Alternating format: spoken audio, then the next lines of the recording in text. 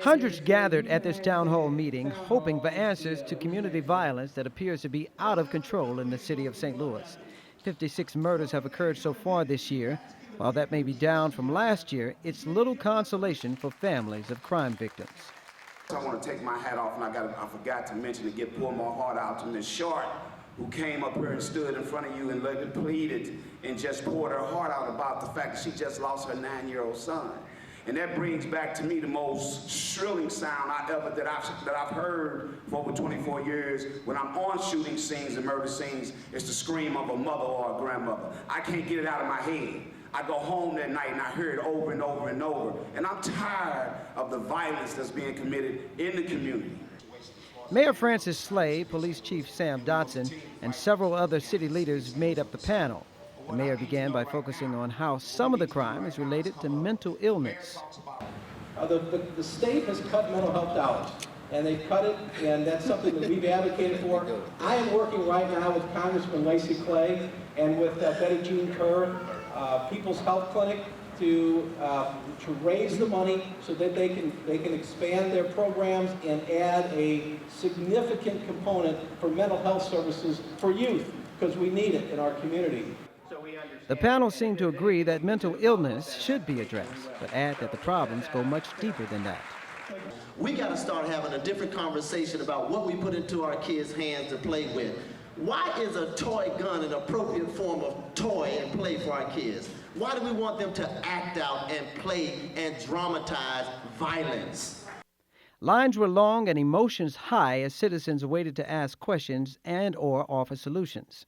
You see, we got to be proactive instead of reactive to a problem. You see, we got to teach kids life skills at the foundation, at the beginning, from K through 5. Once they get to middle school, it's too late. They already gone. If you listen to what's going on right now, we talking about stuff that's already happening.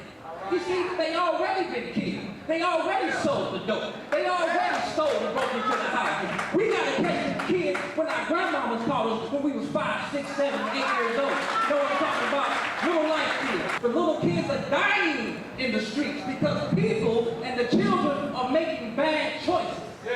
Hosted by Hot 104.1, Old School 95.5, and organized by the Demetrius Johnson Charitable Foundation, the event brought out people who feel drug violence, shootings, and gang warfare are taking over their community. It's a continuous situation in our city because it goes from family to family, generation to generation. And that culture, we've been very, very strenuous as far as developing a strategy to handle those situations as far as the gangs are concerned in the city of St. Louis. Another issue brought up, are churches doing enough to keep neighborhoods safe? Absolutely not enough. There's not enough churches, there's not enough pastors, there's not enough clergy, not enough ministers. There's not enough of us engaged on this issue and committed to being involved in this issue. You have more power sitting in those pews to direct the agenda of their church. Go and ask your pastor. Pastor, why aren't you speaking on this issue? Pastor, why aren't we addressing this issue? Pastor, why aren't we involved in this issue? Pastor, why aren't we doing something about this issue? Go and ask your pastor. Go in and ask if you can do something to bring the issues to your congregation, to your church, so that it can be put on the pastor's agenda and the church's agenda. We need our churches to be involved and engaged in this issue. In general, the meeting created dialogue between the citizens and authorities, all hoping this energy and conversation continues beyond today, with hope of one day winning the war on crime in St. Louis. For STL TV, I'm Tim Lampley.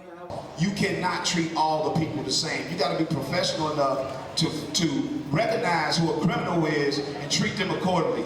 The everyday citizen that's trying to make it, that young kid that's trying to improve himself, you got to talk to him with respect. That's why I said if we want to be respected, we got to give it.